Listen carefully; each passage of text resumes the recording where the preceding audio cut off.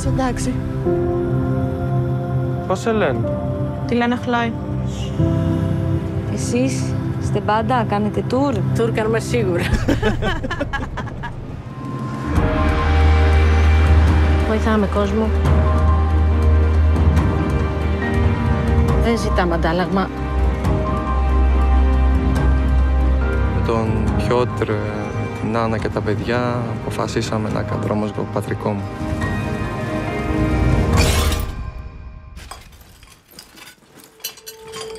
Αυτό που κάνουμε είναι να παίρνουμε τα πράγματα και να τα επιστρέφουμε. Δικά σας είναι? Ναι, ευχαριστώ πολύ.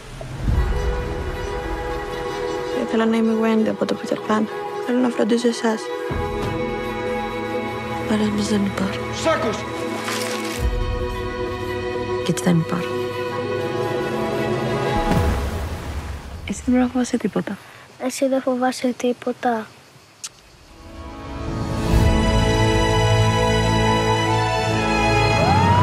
Μπορεί να είμαστε τσακισμένοι, αλλά έχουμε ο ένας τον άλλο. Πιστεύεις μπορείς να ζήσεις την υπόλοιπη ζωή σου σαν κλέφτης?